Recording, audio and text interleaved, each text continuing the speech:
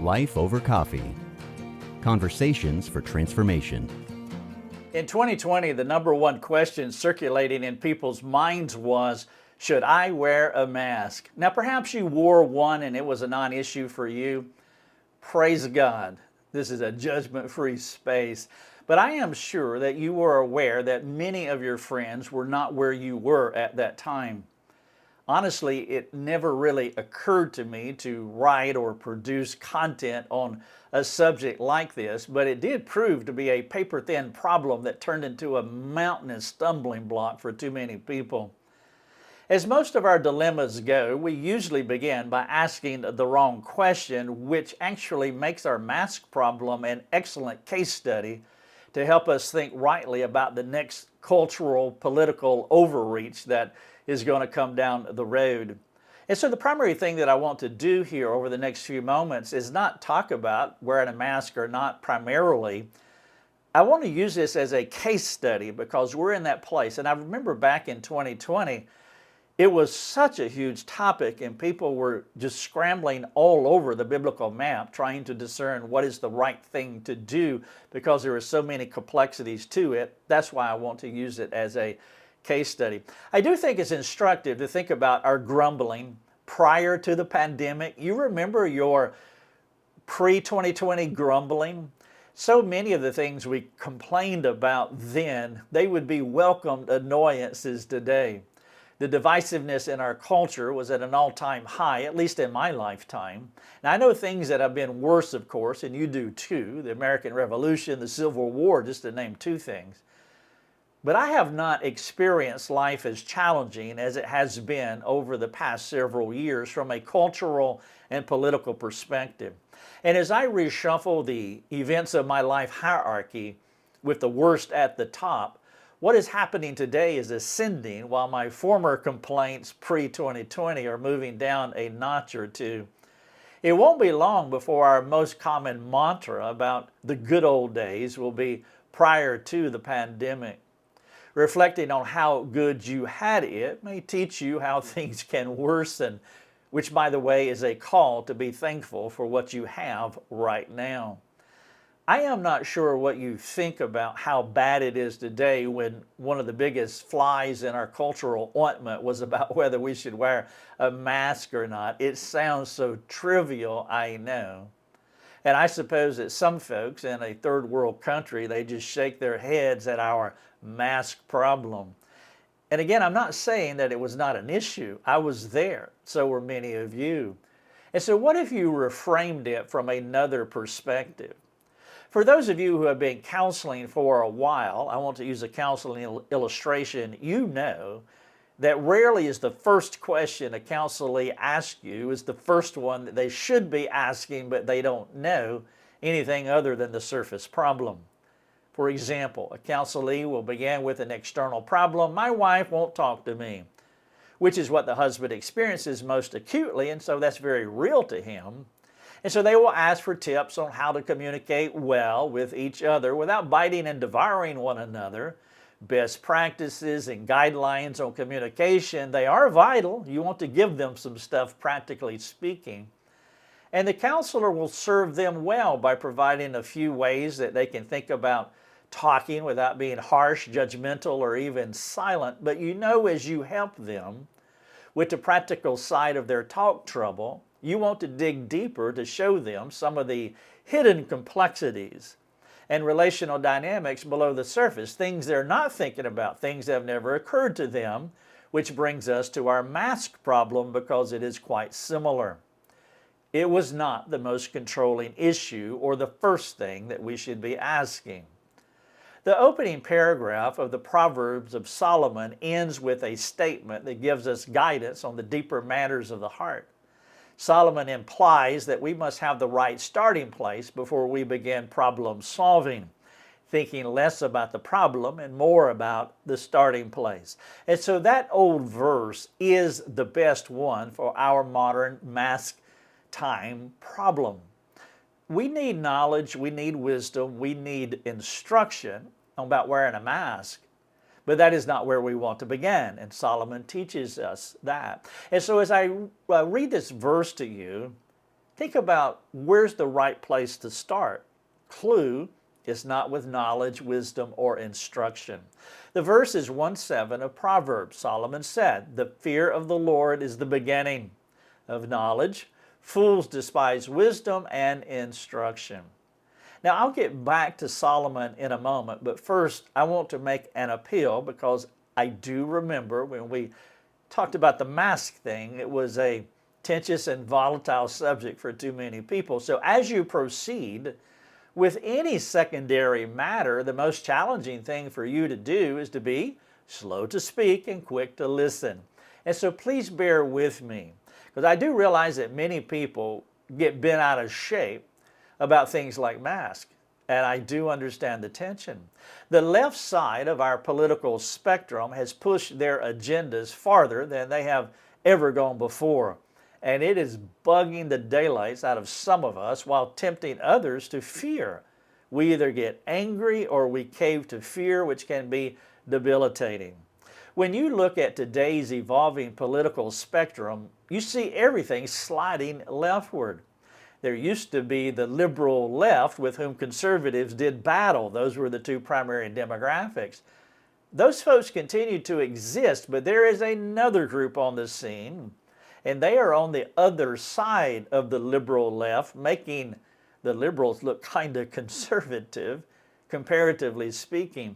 It's not like these socialists and communists and Marxists have not been around. They've always been here. We know that. But the difference is that there was a time when the left and right had one immutable dividing line of agreement that was right down between them, and that was America is a great country.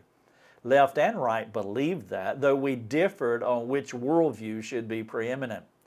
Many people believe that an invisible force is pulling both the liberal left and conservatives into a darker left-leaning black hole.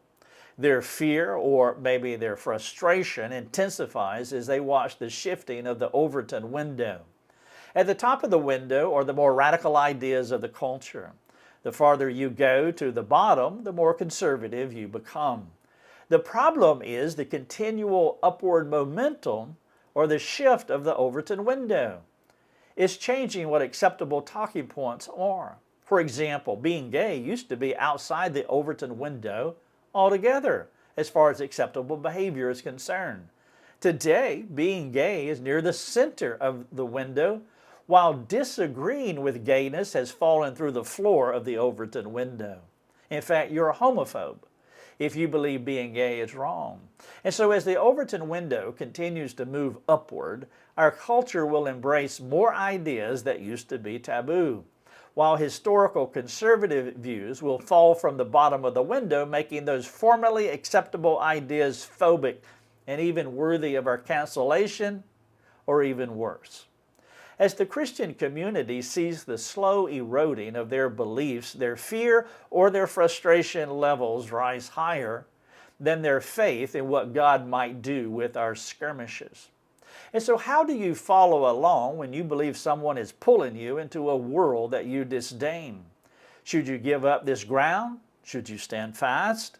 What if you give up a little for now and return later after things settle down? Will things settle or continue to change forever? These questions, plus a few others, explain the problem with our mask. And so here we are again, which is why you must be careful when addressing what should be an easy question to answer, but in actuality, it's not and it was not. The mask is a metaphor for a world gone mad. Should you wear a mask? The world was divided over this question, and so was the church. On a more granular level, friends and families, they felt the pinch too.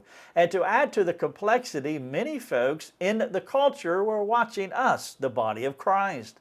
A few of them laughed, mocked, jeered, while others felt affirmation because they always cynically knew that Christians are fake and immature.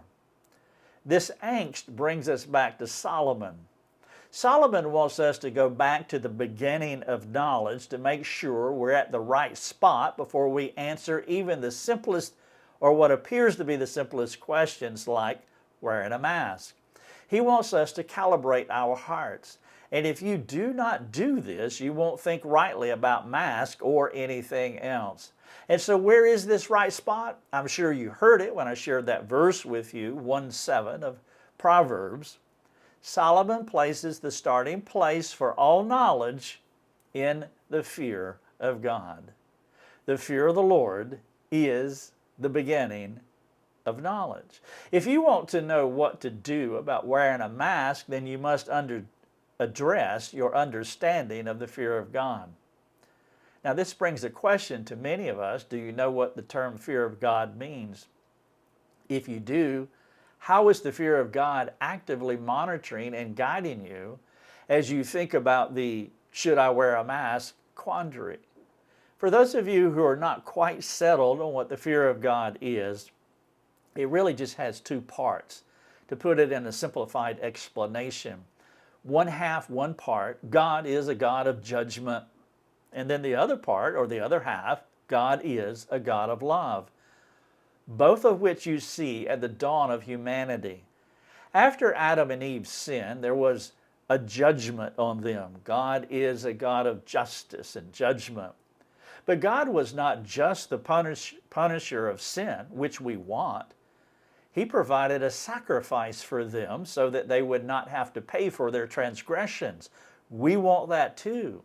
And so we see a God of judgment and a God of love. And both of those working together give you a healthy, balanced understanding and practice of the fear of God. A God of wrath and judgment only leads to an unhealthy and self-damaging view of the Lord. A God of love only gives you a toothless Santa that takes you down a path of any self-conceived luxury or lust. The balanced Christian has a healthy fear of God, an all-filled fear that rests in His astonishing love, because the believer knows that Christ was forever judged, their most significant problem in life. This Christian is not just restful, but their peace shapes how they think about God, self, others, and life. The fear of God is why a mask does not manage them. The fear of God is why they can make that decision with peace. If you lean one way or another on the fear of God spectrum, then your attitude and your responses to others are going to reflect it. For example, if you are overly harsh and stubborn and critical and unkind and resentful and frustrated about the mask thing, then you're not at peace, and you will lean toward the judgment side of things. Judgment people tend to be harsher with how they think about matters of practice. If you're more afraid, if you're more, let's say, manipulatable, then you're willing to go with the flow, characterized by anxiousness. When thinking about the mask thing, then you're leaning too much to the love side of things. Love must have courage, or it's not love at all. The person who is afraid to take a stand is also called the fear of man, or the fear of others, as we see in Proverbs 29:25. That is not the fear of God. And so therefore, they need to make a change. Their compromised love becomes a failed attempt to keep others from being unkind to them. If your love does not have a backbone, don't call it love, because it's not. You're fearful. And so the judgment-leaning person is stubborn, harsh, angry. The love-leaning person is weak, afraid, and managed. A person who understands the fear of God is in the right place to have the right knowledge.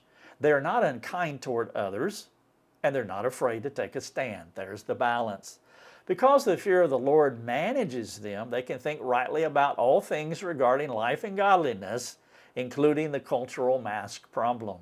Now, I could provide you with a long list of things that I believe and do, and some of you probably be offended. These things are not sinful to me, but some folks would not agree because a few of those preferential practices grind against their souls. And because of this tension, if I know that such and such bothers you, then I will not do that in front of you. It would be unkind to do so. Of course, the comeback is, what if it's not a sin? Are you to bow down to every whim and preference and peculiarity and quirk of someone? Well, the answer is obvious if you understand and practice the fear of the Lord. If you bow to every preference that someone has, then you're love-leaning with little courage. If you blow off someone because they're immature and they just need to get over themselves, then you're judgment-leaning without kindness. Neither instance is the wisdom of Solomon. If you fall one way or the other, you need to get alone with God and work out your skewed understanding and practice of the fear of the Lord. It would be wise and useful if you connected with someone more mature than you are to repair your fear of God problem. As you correct it, you will grow in wisdom, which is how you're going to figure out how to answer the mask question. Now, I suspect that some folks will hear this expecting me to answer the mask question. These folks lack understanding, and they tend to want folks to solve their problems without them doing the hard work of wrestling with God. 99% of all your questions are not in the Bible in an explicit way. You have to make your decision about wearing the mask or the next thing or the other thing or the coming thing based on where you are with the Lord. Specifically, it will be your understanding and practice of the fear of God. If you're too harsh or too manipulated by others, you're not at the right starting point, and you will not make the best decision or react properly to others. You don't want somebody to answer that question for you. You've got to do the work. If you are frustrated or fearful, the essential thing you should do is ask someone about your attitude, your words, your actions about the secondary controversial preference of the moment, whatever it may be. I'm using the mask as a case study. If a Christian is unwilling to do that, then, well, they're not a humble person, and you have your answer about where they are with the Lord. If they persist, they will stir up strife. But if the humble believer is willing to solicit your input from one or two competent, compassionate, courageous friends, then they will be able to adjust themselves biblically. The kind of friend that you're looking for to assist you in the biblically informed decision-making process, that friend basically has these components to the friendship. 1, competent. They're skilled in God's Word. 2, compassion. They demonstrate kindness toward others. Number 3, courageous. They're not afraid to speak the truth in love. And you see their fear of God in those illustrations. Competent, obviously, in the Bible. And then the fear of God, they're love-leaning. They have compassion. And then judgment, they're courageous, judgment-leaning. They have courage. They have backbone. And so talk to them. Make sure you're at the right starting place, which is a proper fear of God, which influences your thoughts and practice. Then your response to the mask or the next thing, it will be as right as it can be. Now, one of the best passages to study mask wearing is 1 Corinthians 8, where we find one group afraid to eat previously sacrificed meat and another group puffed up about the fearful group. Studying 1 Corinthians 8 would be a huge benefit. Also, what is your attitude about the controversial preference of the moment, whatever it is in this moment? Would you share those things with a friend? Would you get their input? Are you too harsh and unkind or too fearful and courageless? What is the most biblical way that you can serve those in your church when it comes to secondary controversial matters? And then what does submission to your church leadership look like for secondary preferential matters? Are you correct in your response to them, and how do you know? How does the ever-moving Overton window influence your thoughts and responses to the changing times? It's a good question for me because I do struggle with that. If you're interacting with someone who is sinfully angry or overly anxious about secondary issues, you could admonish the angry person, but you encourage the fearful person. Reading the room and understanding the person you're talking to will be helpful. I have been working through a case study on wearing the mask because it is so relevant to where we are today. And the other instructive thing here is that the Bible speaks to all things. Solomon wrote a long time ago, but he really nails it when it comes to how to think about wearing a mask. If you want to read what I've just shared with you, you can go to our website at lifeovercoffee.com. You're looking for the article to wear the mask is not the right question to ask. And you can just type mask in our search feature and you will find it. Thank you so much, and God bless. Thanks for joining us. Learn more and get access to other resources at lifeovercoffee.com.